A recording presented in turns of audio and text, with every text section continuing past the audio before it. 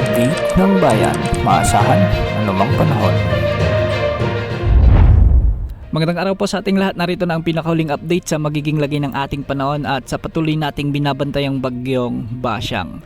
Lumakas pa ang bagyong Basyang habang ito ay papalapit na sa kalupaan ng Eastern Visayas. Huli itong namataan sa layong 150 km silangan ng Hinatuan, Surigao del Sur. Taglay na nito ngayon ang lakas ng hangin na umabot sa 75 km per hour malapit sa gitna at pagbugsong umaabot sa 90 km per hour. Kumikilos ito ngayon ng pakanluran, hilagang kanluran sa bilis naman na 25 km per hour.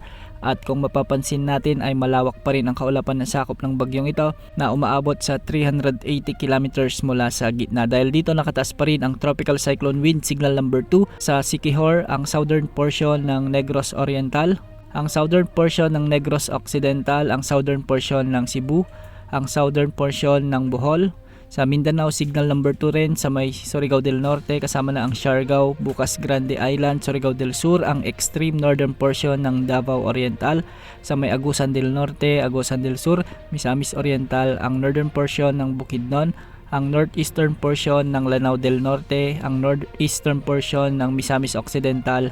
Samantalang signal number 1 naman ang nakataas sa Luzon sa may southern portion ng Occidental Mindoro, ang southern portion ng Oriental Mindoro, southern portion ng Romblon, ang northern portion ng Palawan, sama na ang Calamian, Cuyo at Cagayan Silio Island. Samantalang sa Visayas nakataas din ang signal number 1 sa southern portion ng Eastern Samar, ang southern portion ng Samar Province, Biliran, Leyte, Southern Leyte, nalalabing bahagi ng Bohol, nalalabing bahagi ng Cebu, nalalabing bahagi ng Negros Oriental at nalalabing bahagi ng Negros Occidental. Signal number 1 din sa may Guimaras, Iloilo, Capiz, Aklan at Antique. Sa Mindanao, signal number 1 sa may Dinagat Islands, ang northern at central portions ng Davao Oriental, Davao de Oro, Davao del Norte, ang northern portion ng Davao del Sur, ang northern portion ng Cotabato, Lanao del Sur, Lanao del Norte, ang northern portion ng Maguindanao del Norte, ang nalalabing bahagi ng Lanao del Norte, ang nalalabing bahagi ng Misamis Occidental, ang eastern at central portions ng Zamboanga del Norte,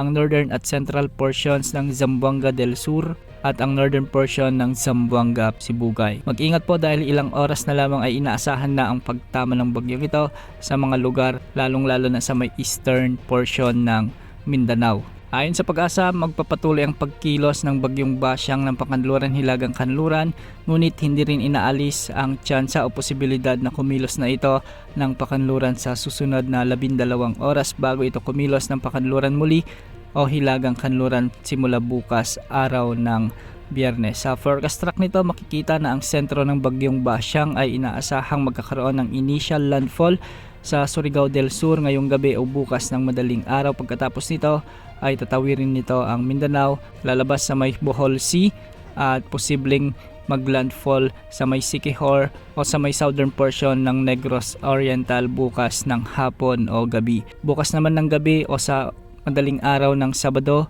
inaasahang nasa Solusina ito. Pagkatapos ay tatawirin naman nito ang kalupaan ng Northern Palawan.